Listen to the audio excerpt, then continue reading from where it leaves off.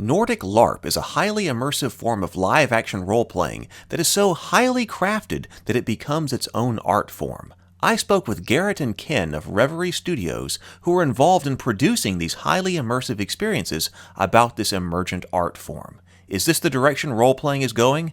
Let's talk about it. But first, The Cultists is our comedy web show about modern-day Lovecraftian cultists trying to worship Cthulhu in a world full of people who just don't understand. Season 1 is on YouTube now. Hit up the Season 1 playlist on the channel to watch it all. The first episode of Season 2 is coming October 7th. Subscribe to the channel for the second season and behind-the-scenes videos. Well, one of the terms that came up in the website and all of the material that I was looking at was form of art. Mm-hmm. Yeah, which is again not something I would associate with boffer weapons, but when I see all of those pictures that are coming out of this, and you had mentioned before we got started that we're kind of in a crossover between game, but also theater and improv. And a lot of the people that I'm connected with, what I'm doing, come out of a theater kind, and actually I did too, out of a theater kind of thing. And so, can you speak more to this, the Nordic style LARP as art form? Because I think that's fascinating. Absolutely. Yeah.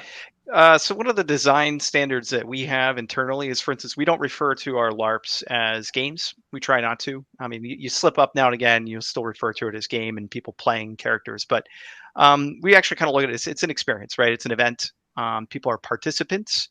And what they're really kind of contributing to is a shared theatrical production. And I think what's unique about LARP in particular is that there is no barrier between you and the character or the experience that you're seeing and being involved in.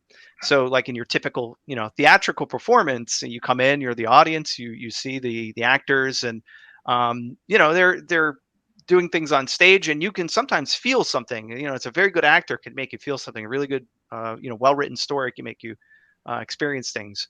And certainly a lot of the production value can awe you, but it's really different when you're in it, right? When that barrier dissolves and you're now in a story and your story is your own, right? You're portraying your character.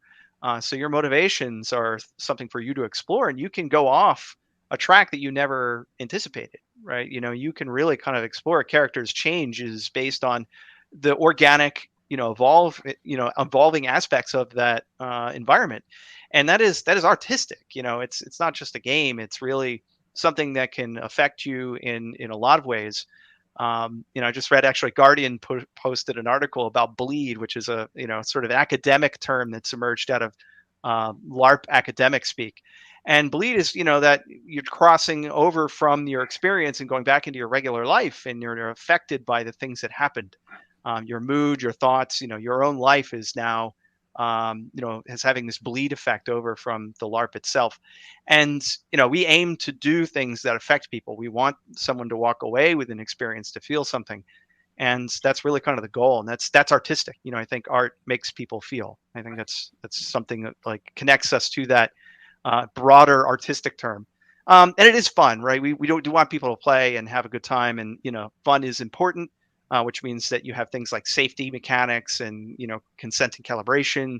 But, fundamentally, it's really about people feeling things, being in the environment, losing themselves for a moment. Like that one moment when you just for, an instant, you go, I'm in this, I'm not just seeing this, I'm in it. That's what we aim for. How do you get the amazing costuming? Because when I think of traditional American LARP, I think of very cheap, because there isn't a lot of money to develop. But the pictures that are on the website, I mean, that developing those levels of costume and makeup and things like that. Does everyone who comes bring that with them? a lot of people do. We offer we have makeup as an add-on to our experiences, so we'll have makeup designers there that will make your character up for you. We do a lot of stuff in this form factor in a modern universe, in that modern clothing is a bit more accessible in terms of you don't need a full kit of armor or something like that to actually participate in the experiences. We haven't done a ton that's historical. But I've done other LARPs in the U.S. that are Victorian era, and yes, a lot of people will buy $1,000 Victorian suit to go to those types of experiences. I would say the people that are into this are really into this, but for our type of experience, the costuming bar, because it's modern, is a little more flexible. So yeah. Well, that's a great point. That if you are trying to do a modern vampire or something like that, that you could still come up with a really cool suit, you know, or whatever it is out of modern clothes. And if you've got yeah, makeup people on site that you know, pay an additional fee or whatever, and then that would allow people to have a really neat experience without a tremendous amount of effort, much Yes. less than Yeah. the suit of armor or the Victorian outfit or something like that.